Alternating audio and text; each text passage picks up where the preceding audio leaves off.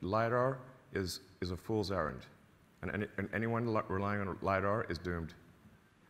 Expensive sensors that are unnecessary. It's like having a whole bunch of expensive appendices. Like one appendix is bad, well, now we're going to put a whole bunch of them. That's ridiculous. So in the next section of my talk, I'm going to especially talk about depth perception using vision only. So you might be familiar that there are at least two sensors in a car. One is vision, cameras, just getting pixels, and the other is Lidar that there are a lot of companies also use. And Lidar gives you these point measurements of distance around you.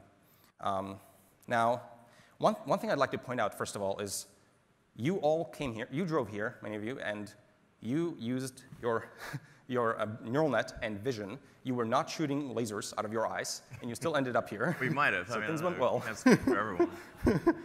So clearly, the human neural net derives distance and all the measurements and the 3D understanding of the world just from vision. It actually uses multiple cues to do so. I'll just briefly go over some of them, just to give you a sense of roughly what's going on inside. As an example, we have two eyes pointed out, so you get two independent measurements at every single time step of the world ahead of you, and your brain stitches this information together to arrive at some depth estimation because you can triangulate any points across those two viewpoints. A lot of animals, instead, have eyes that are positioned on the sides, so they have very little overlap in their visual fields, so they will typically use structure from motion, and the idea is that they bob their heads, and because of the movement, they actually get multiple observations of the world, and you can triangulate, again, depths. And even with one eye closed and completely motionless, you can still have some sense of depth perception. If you did this, I don't think you would notice me coming 2 meters towards you or 100 meters back, and that's because there are a lot of very strong monocular cues that your brain also takes into account. This is an example of a pretty common visual illusion where you have, these two blue bars are identical, but your brain, the way it stitches up this scene, is it just expects one of them to be larger than the other because of the vanishing lines of this image. So your brain does a lot of this automatically. And neural nets, artificial neural nets, can as well. So let me give you 3 examples of how you can arrive at depth perception from vision alone. A classical approach and 2 that rely on neural networks.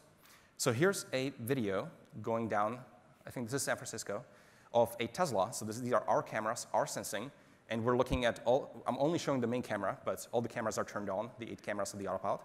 And if you just have this 6-second clip, what you can do is you can stitch up this environment in 3D using multi-view stereo techniques. So this is the 3D reconstruction of those 6 seconds of that car driving through that path. And you can see that this information is very well recoverable from just videos. And roughly that's through process of triangulation and, as I mentioned, multi-view stereo. And we've applied similar techniques, slightly more sparse and approximate, also in the car. So it's remarkable. All that information is really there in the sensor, and just a matter of extracting it. The other project that I want to briefly talk about is, as I mentioned, there's nothing about neural network. Neural networks are very powerful visual recognition engines. And if you want them to predict depth, then you need to, for example, look for labels of depth, and then they can actually do that extremely well. So there's nothing limiting networks from predicting this monocular depth except for labeled data. So one example project that we've actually looked at internally is we use the forward-facing radar, which is shown in blue, and that radar is looking out and measuring depths of objects, and we use that radar to annotate what vision is seeing, the bounding boxes that come out of the neural networks. So instead of human annotators telling you, OK, this car in this bounding box is roughly 25 meters away, you can annotate that data much better using sensors. So you use sensor annotation. So as an example, radar is quite good at that distance. You can annotate that, and then you can train a neural network on it. And if you just have enough data of it, this neural network is very good at predicting those patterns. So here's an example of predictions of that. So in circles, I'm showing radar objects. And the cuboids that are coming out here are purely from vision. So the cuboids here are just coming out of vision, and the depth of those cuboids is learned via sensor annotation from the radar. So if this is working very well, then you would see that the circles in the top-down view would agree with the cuboids, and they do. And that's because neural networks are very competent at predicting depths. They can learn the different sizes of vehicles internally, and they know how big those vehicles are, and you can actually derive depth from that quite accurately. The last mechanism I will talk about very briefly is slightly more fancy and gets a bit more technical, but it is a mechanism that has recently there's a few papers basically over the last year or two on this approach. It's called self-supervision. So what you do in a lot of these papers is you only feed raw videos into neural networks with no labels whatsoever, and you can still get neural networks to learn depth. And it's a little bit technical, so I can't go into the full details, but the idea is that the neural network predicts depth at every single frame of that video, and then there are no explicit targets that the neural network is supposed to regress to with the labels, but instead, the objective for the network is to be consistent over time. So whatever depth you predict should be consistent over the duration of that video, and the only way to be consistent is to be right. And so the neural network automatically predicts the correct depths for all the pixels, and we've reproduced some of these results internally, so this also works quite well. So in summary, people drive with vision only. No lasers are involved. This seems to work quite well. The point that I'd like to make is that visual recognition, and very powerful visual recognition, is absolutely necessary for autonomy. It's not a nice to have. Like, we must have neural networks that actually really understand the environment around you.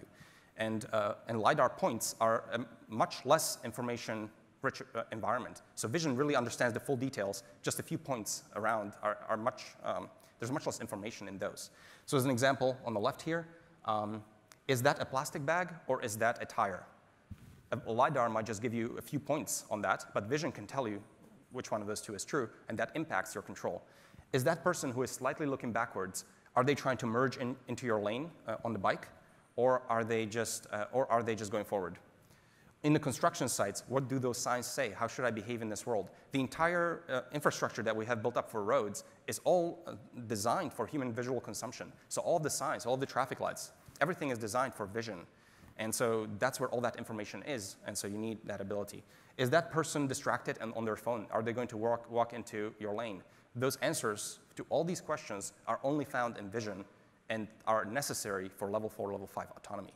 And so in this sense, Lidar is really a shortcut. It sidesteps the fundamental problems, the important problem of visual recognition that is necessary for autonomy. And so it gives a false sense of progress and is ultimately a crutch. I should point out that I don't actually super hate Lidar as much as it may sound, but at SpaceX, SpaceX Dragon uses Lidar to navigate to the space station and dock. Not only that, SpaceX developed its own Lidar from scratch to do that, and I spearheaded that effort personally. Because in that scenario, Lidar makes sense. And in cars, it's friggin' stupid. It's expensive and unnecessary, and as Andre was saying, once you solve vision, it's worthless. So you have expensive hardware that's worthless on the car.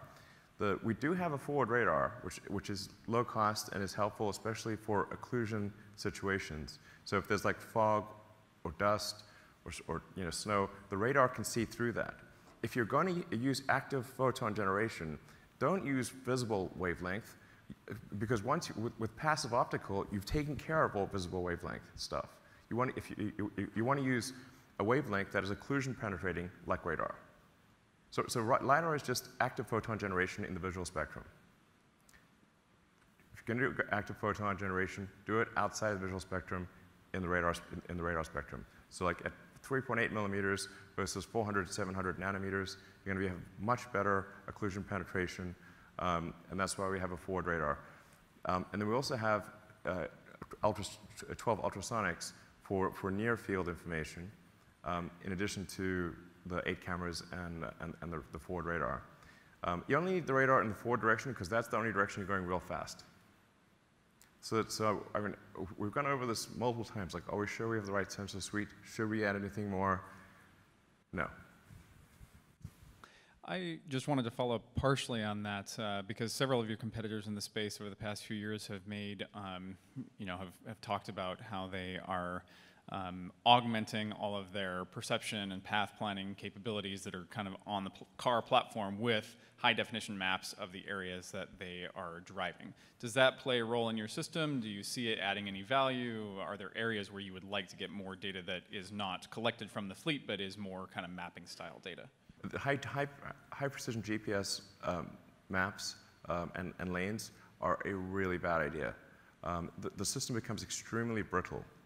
So any change, like any change to the system makes it can't adapt.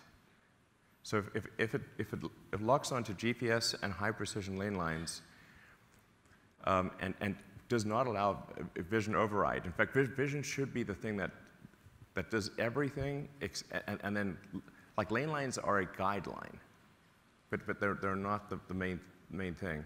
We briefly balked up the tree of high precision lane lines, and then realized that was a huge mistake, and reversed it out. It's not good.